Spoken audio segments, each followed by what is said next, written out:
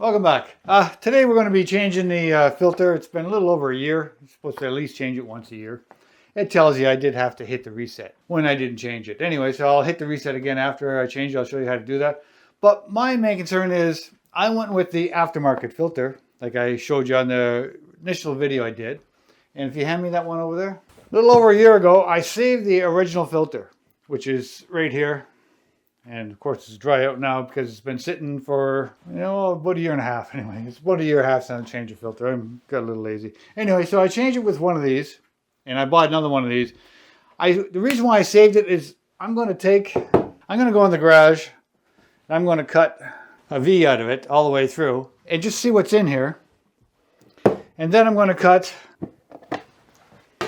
this one, which is the aftermarket. So I'm going to cut this one like this, I'm going to cut this one like this, and I'm going to see what the difference is inside, if there is any. So anyway, I'm going to change the filter now. It says install, remove. So you take this, you move that over till you hear the click. Oh, there we go. And a lot of times the O-rings stay inside. I'll just pull those out with my finger. Grab the new filter, which has O-rings on it. Essentially, that's all that's in the box. If you look straight down, the smaller holes at the back, so you make sure that lines up that way. You got to put this on before you put it in place. It won't fit in afterwards. And you just shove it in. Push down.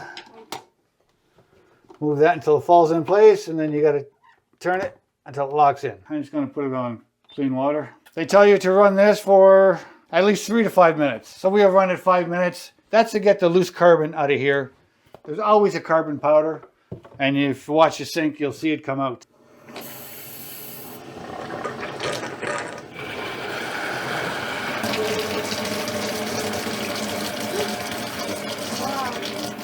So you always get the black carbon coming out at first. Google alarm 5 minutes. Oh, any filter, any brand, any company, you have to flush the filter because there's always going to be a black charcoal dust that comes out. As we're doing it, you go full. You're checking for leaks anywhere along here. Make sure nothing's leaking. Move it a bit. Everything seems to be good. I have a lot of water pressure here, so I just cut it back a bit. Okay, there's the alarm. Just went off. So I'll just push the reset button for the filter.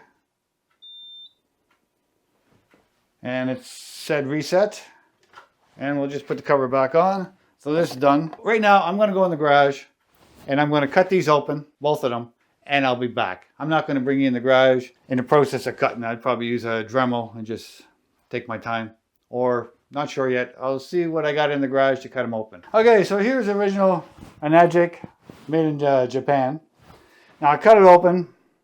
A little hard to cut the plastic. I had to cut it with a hacksaw. It was a bit of excess plastic hanging around, so you can see the carbon, which is all here, and they're full of carbon in here.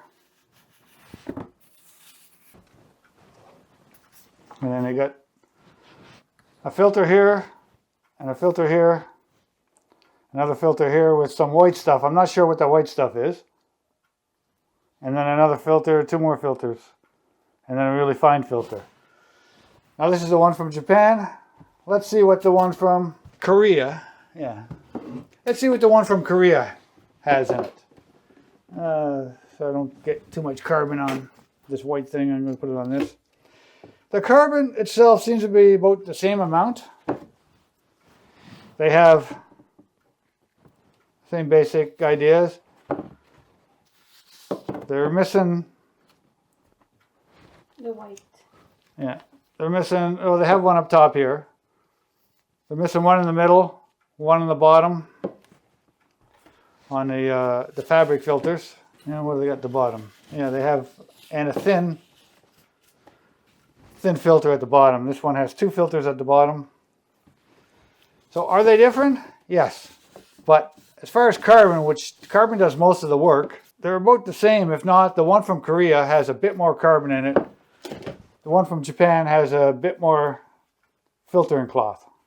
So we'll dig these out and take a closer look. And I'm not sure, I'll take a look to see what that white stuff is. This stuff here that's in the Japanese one. It's not in the one from Korea. So the carbon itself looks like about the same consistency. So anyway, you be the judge. The original Enagic, made in Japan, a bunch of different size cloth filters, and some white stuff in the bottom. If I find it, I'll put it on the screen what that stuff is. And a whole bunch of different cloths. So the one from Japan is twice the price as the one from Korea. So is there a difference? Yes, there is a difference. Is it worth twice the cost? No, I'm going to keep buying these, but that's because I'm frugal. I'd say your probably better filter would be the one from Enagic. But that's just my opinion. And like I say, I'll get back to you.